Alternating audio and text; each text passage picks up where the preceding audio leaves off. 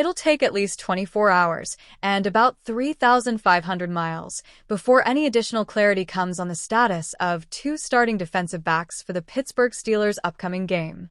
Safety Deshaun Elliott and cornerback Joey Porter Jr. remained status quo for Thursday's practice at the UPMC Rooney Sports Complex. Each, like Wednesday, was regarded as a limited participant on the league-mandated injury report. The team practiced indoors Thursday a few hours before heading to the airport for a flight to Dublin in advance of Sunday's game against the Minnesota Vikings.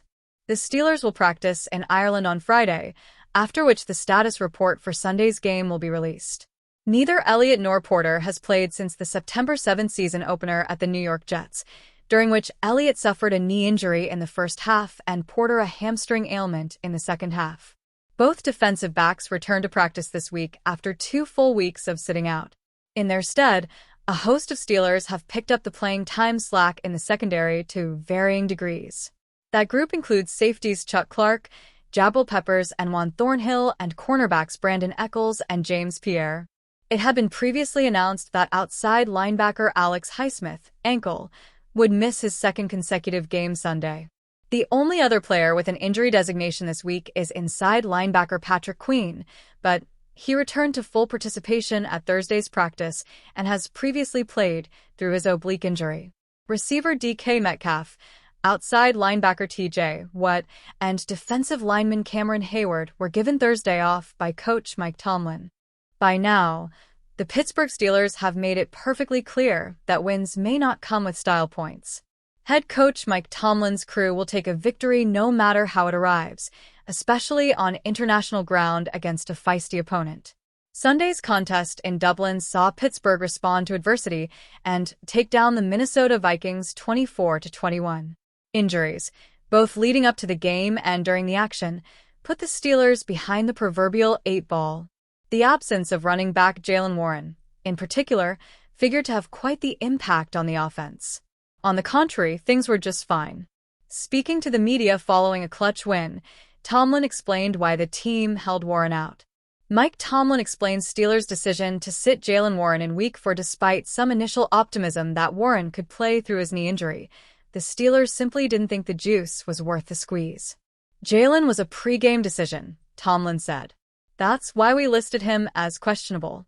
He worked out prior to the game, and we just didn't feel good enough, man. Didn't want to put him in a uniform and then he wouldn't be able to finish, and then you're working a guy short. We worked him out, and that's where we settled. Jalen's a tough guy. He wanted to do it, but I just thought it was prudent not to. As early as Saturday morning, national reports surfaced that Warren was expected to play in the Minnesota matchup. Pittsburgh's panel of afternoon workouts in Ireland indicated the opposite, thus making him an inactive for the first time since Week 5 of last season. Warren, the top running back in the rotation, has 43 carries under his belt this year. He's averaging just 3.1 yards per carry on those attempts, but he's posting a career-high success rate of 53.5%.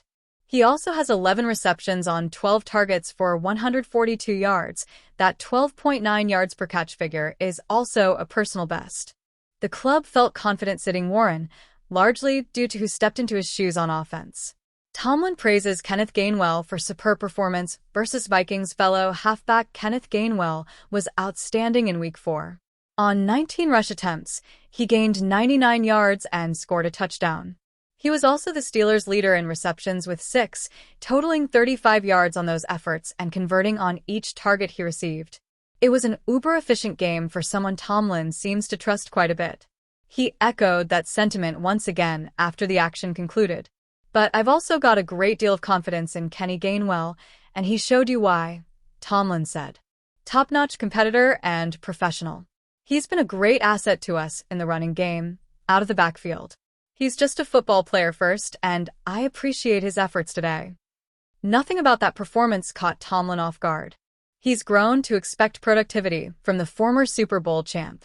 I tell you, man, Kenny is always ready for whatever we ask him to do, Tomlin said. No, I would not be surprised by that. He's just a top-notch competitor, and I'm glad he's with us.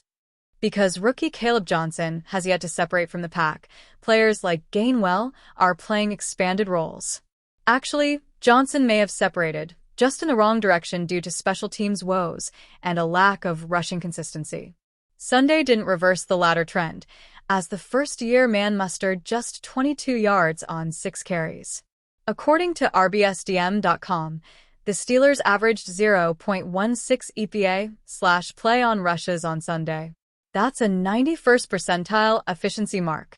Their 62% success rate on such plays ranks in the 99th percentile.